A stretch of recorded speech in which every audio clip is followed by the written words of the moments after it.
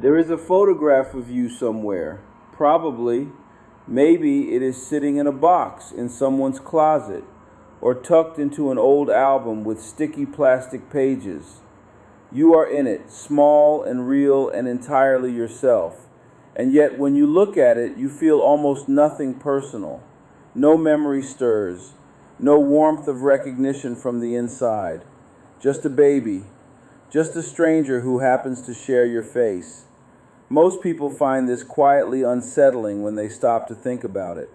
Not frightening exactly, more like standing at the edge of yourself and realizing the ground disappears into fog just a few steps back. You were there. You were alive and experiencing things, feeling hunger and warmth and the sound of voices you would come to love. And yet there is nothing, a complete and total silence where the earliest years of your life should be. This is one of the most genuinely strange things about being human, and almost no one talks about it. The pattern has a name. Psychologists call it childhood amnesia, and sometimes infantile amnesia. It refers to the near universal inability adults have to recall memories from roughly the first 2 to 3 years of life, and the significant fading that continues through about age 7. It is not unique to you. It is not a sign that your early life was traumatic or suppressed or somehow lost. It is something that happens to nearly every human being who has ever lived, quietly, without anyone noticing, because by the time you are old enough to notice, it is already done.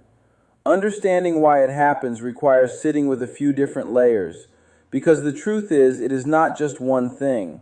It is several things happening at once, woven together in the architecture of a developing brain. The first layer is biological. The hippocampus, the part of the brain most responsible for forming and storing explicit memories, the kind you can consciously recall and describe, is not fully developed at birth. It continues growing and maturing through the early years of childhood. When a structure is still under construction, it cannot reliably do its job. Memories may form in some fragmented way, but they are not being stored with the kind of stability or organization that allows them to be retrieved later. It is a little like trying to save a file on a computer that is not yet finished installing its operating system. Something might register, but it will not hold. The second layer is linguistic. Human memory is deeply tied to language. Not entirely, but more than most people realize. When you encode an experience into long-term memory in a way that you can later retrieve and narrate, you are often using words to do that, to categorize it, to give it shape and sequence and meaning. Infants and very young children do not yet have language. They are experiencing the world through sensation and emotion and relationship, which are real and powerful, but they are not being organized through the narrative structures that adult memory depends on. And so when language arrives, there is no framework to reach back through. The early experiences exist in a different format, one the older brain cannot easily read. The third layer is perhaps the most quietly profound. It has to do with the self. There is a concept in developmental psychology called autobiographical memory, which is not just memory in general, but memory that is organized around a sense of a continuous self moving through time. The idea that there is a me who experienced something yesterday and will experience something tomorrow. That sense of self, what researchers sometimes call the narrative self, does not exist at birth. It develops gradually through childhood, partly through language, partly through social interaction, and partly through a process of learning how memory works by watching and talking with the people around you. Very young children begin to develop autobiographical memory somewhere around age 2 to 4. Often earlier in cultures where parents frequently engage children in rich, detailed conversations about shared past events. This is not a small thing. Studies suggest that the style of these early memory conversations, how much detail parents offer, how often they revisit shared experiences, how they help children understand that the past is something you can return to and make meaning from, actually shapes how children organize and retain their own memories. Memory is, in part, a social skill, and it has to be learned. What this means is that the youngest version of you was not failing to remember. There was simply no container yet for memory to live in. The self that would one day look back had not yet arrived. From the inside, this tends to produce a particular kind of quiet existential feeling that is hard to name. People who spend time thinking about it often describe something like a mild sense of discontinuity, a feeling of not quite being the same person as that small child in the photograph, even though they know logically that they are. Some people feel a strange tenderness about it, a protectiveness toward that early self who was having experiences that left no trace. Others feel something closer to loss, though they cannot say exactly what was lost.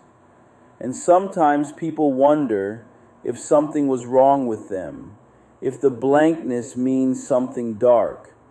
It almost never does. There are situations where early trauma can complicate memory in particular ways. And if that is something you are navigating, speaking with a therapist can offer much more nuanced and personalized support than any general conversation about the topic can. This is reflection, not a replacement for that kind of care. But for most people, the amnesia of early childhood is simply the natural condition of being a human who started out without the tools for remembering and then grew into them, and by then it was too late. There is a gentle shift available in this if you want it. Not a fix because there is nothing to fix, but a reframe. The fact that you cannot remember your early years does not mean those years did not matter. In many ways, they may have mattered more than anything that came after. The patterns of attachment you developed with your earliest caregivers, the sense of whether the world was safe or uncertain, whether you were welcomed or overlooked, whether your distress was met with comfort or with silence, all of that was being written into you before you had any words for it, before you could remember it. You carry those years even though you cannot see them. They live in your body, in your nervous system, in the way you respond when someone you love seems distant, in the ease or difficulty you feel letting people close. The absence of memory is not the absence of impact. So the next time you look at a photograph of yourself as a baby and feel that strange disconnection, that sense of looking at someone you should know, but somehow do not, you might try holding it a little differently. That small person was doing exactly what small people do. They were absorbing everything. They were building a self, piece by piece, out of warmth and sound and the feeling of being held. They just were not writing any of it down. And somehow, quietly, you became them anyway.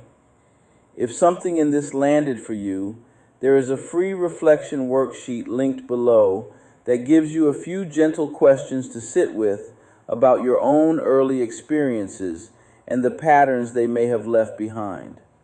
No pressure to have answers. Sometimes the questions are enough. And if this is the kind of conversation you find yourself wanting more of, subscribing means the next one will find its way to you. Take care of yourself tonight.